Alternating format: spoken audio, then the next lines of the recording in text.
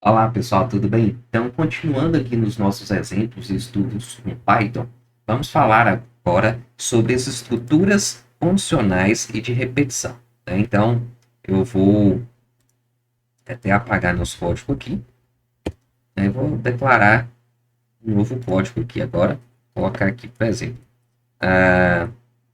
A é igual a 10, B é igual a 50. Então, eu vou colocar aqui x, resultado, né, é igual a menos 50, opa, a menos b. E aqui a gente coloca assim, ó, se x for maior do que zero, então aqui eu coloco dois pontos e pressiono Enter. Aqui ele vai dar um espaço para a gente a tabulação. Essa indentação é super importante no Python, porque aqui a gente chama início de bloco, então significa que todas as linhas que forem executadas nessa mesma margem, elas vão ser executadas por conta dessa condição verdadeira. Então, se x for maior que zero, significa que, vou colocar aqui um print positivo, é um número positivo. Agora, eu posso colocar uma condição se não se, né? Então, if, se não se x for igual a zero, o igual a gente coloca a repetição de iguais, igual, igual, colocar print. Então, se x for igual a zero, então vou colocar aqui neutro. Agora, se não for nem maior, se não for igual, então vai ser o quê? Vai ser negativo. Então, é importante a gente observar aqui a estrutura condicional simples. A gente trabalha aqui com duas condicionais e mais a condição negativa, né? Então, se x for maior do que zero, então a gente vai imprimir positivo. Se não, se o x for igual a zero, a gente imprime o neutro. Agora, se não, no caso, se não for nem maior do que zero e nem igual a zero, então a gente vai imprimir negativo. Então, significa que nós vamos fazer essa operação de A menos B, aqui no caso 10 menos 50, né? Então, vai dar menos 40, e ele vai fazer a comparação. Ele vai mostrar para a gente aqui o resultado. Nesse caso específico, ele vai ser negativo. Vou botar aqui, Shift Enter, ele mostra aqui para a gente negativo. Mas eu posso pedir para fazer a leitura desses números, né? Então, eu colocar aqui, ó, input, para fazer a leitura sempre input, colocar aqui, ó, digite o valor de A, dois pontos. Copiar aqui esse código. Eu vou colar aqui embaixo, vou só trocar aqui o nome da variável, digite o valor de B, então a gente vai informar o valor de A, o valor de B aqui. É importante que eu coloque o int aqui na frente, para falar que o valor que eu digitar vai se tornar uma variável do tipo inteiro. Então, a gente executa aqui novamente, Shift Enter, e ele mostra aqui, ó, digite o valor de A. Qual vai ser o valor de A agora? Vou colocar 100. Digite o valor de B, o valor de B agora vai ser 20, 30. Pressiono no Enter aqui, mostrou aqui positivo, né? Legal, então, funcionando direitinho. Vou executar novamente aqui, testar com outro valor, 90, 90, neutro, ótimo. Vou colocar aqui agora 40 para o A e 60 para o B. Negativo. Então, a nossa condição está funcionando direitinho. As condicionais realmente são bem simples. É uma coisa que a gente precisa observar, que eu já tinha falado, realmente é bom lembrar sempre disso, que a gente precisa manter essa margem aqui. Porque isso aqui que vai falar, ó, todas as instruções que estão aqui embaixo vão ser executadas por conta dessa condição verdadeira. Então, se eu colocar mais outra instrução aqui, se x for maior do que zero, eu tenho que usar aquele mesmo espaço ali de tabulação. Então, por exemplo, vou mostrar aqui qual seria o resultado de x. Então, poderia colocar o valor x aqui, ó. Vou executar aqui, ó. Então, 150, 100. Tá positivo, 50, que foi o resultado lá da operação. Os outros não estão mostrando o resultado, porque eu não fiz a impressão aqui. Se eu fizer o teste aqui, número igual, vou colocar 5 para o A, 5 para o B, neutro. Ele mostra o X aqui. Então, é bem legal, bem fácil de se fazer, mas tem que ter atenção justamente para não esquecer desse detalhe. Isso aqui é muito importante na organização do código e às vezes a gente deixa de fazer o código rodar e fica sem entender, certo? Outra estrutura que é extremamente importante que a gente utiliza em todas as linguagens de programação são as estruturas de repetição.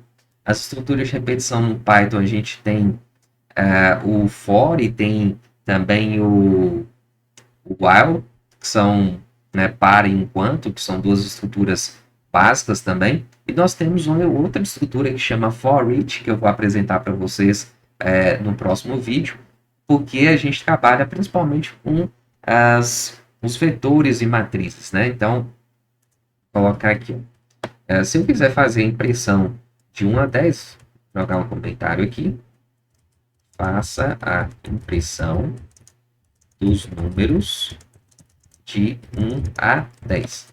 Então, quando a gente está trabalhando com intervalo definido, vocês sabem que normalmente a gente utiliza a estrutura para. Então, aqui eu vou colocar aqui, ó, for, colocar x, né?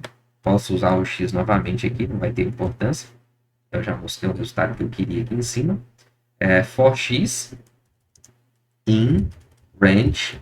Esse range aqui, a gente vai determinar um intervalo. Então, se eu quero começar em 1, eu vou colocar aqui, ó, 1, vírgula. E se eu quero terminar em 10, eu vou colocar 11.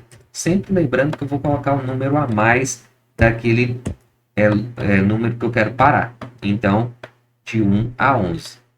2 pontos, né? E aqui eu pressiono Enter. E ele vai dar a tabulação para mim aqui também, que é extremamente importante, assim como eu já tinha falado na estrutura condicional. Aqui também segue o mesmo princípio da estrutura de bloco, que precisa ser mais recuado. Então,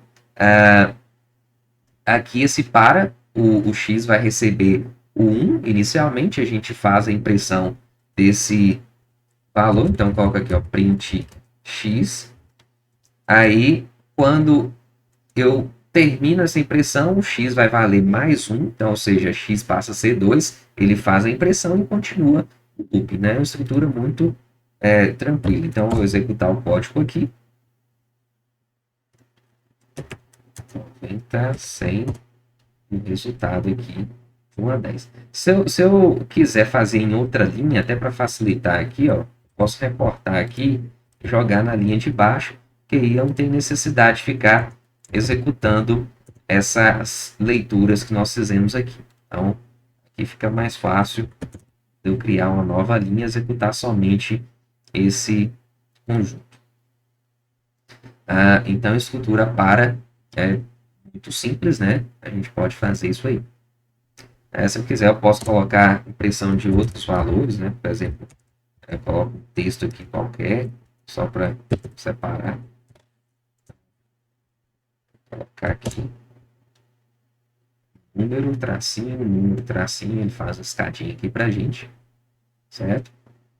A quantidade de linhas que eu quiser repetir, eu posso colocar aqui na estrutura, algo normal de todas as linguagens de programação.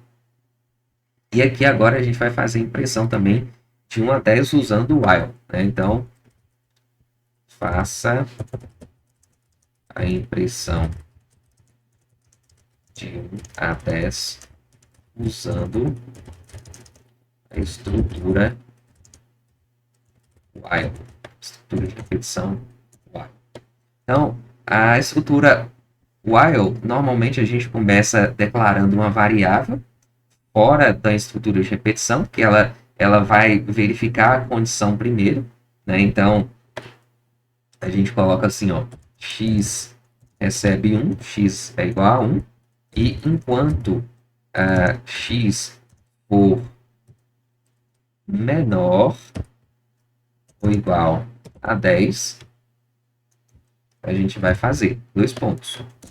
Então, enquanto essa condição for verdadeira, a gente repete as instruções que são colocadas aqui embaixo. Então, o que a gente faz aqui? Um print x.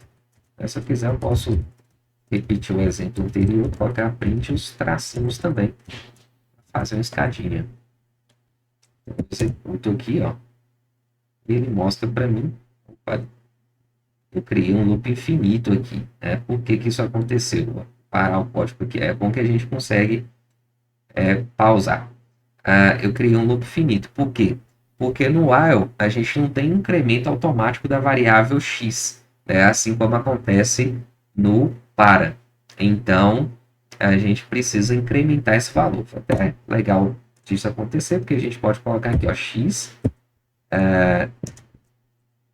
recebe x mais 1. Que a gente pode executar aqui dessa forma. Aí ele vai rodar direitinho, chegando em 1 até o 10. Beleza?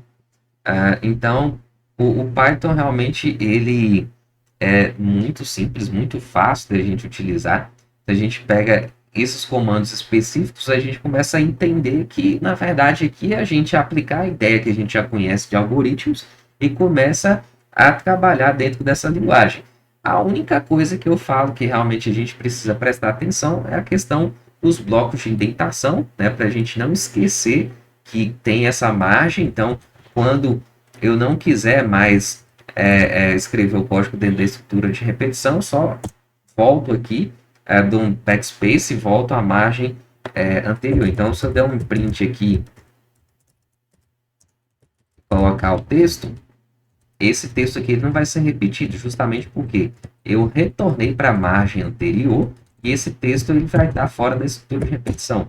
Então, se eu executar aqui, ó, eu coloco a estrutura de repetição para funcionar, depois do 10 ele imprime olá pessoal, né? Uma vez só, justamente porque aqui está fora. Então, essas instruções estão dentro da estrutura de repetição e essa aqui não. Beleza? Então, vocês com certeza vão pegar direitinho essa linguagem. É linguagem muito simples, né? Como eu estou falando. E vocês estão vendo aí que é importante vocês fazerem também esse teste no computador de vocês, né, justamente para poder entender como é que funciona esses comandos. Beleza? Até o próximo vídeo. Um grande abraço.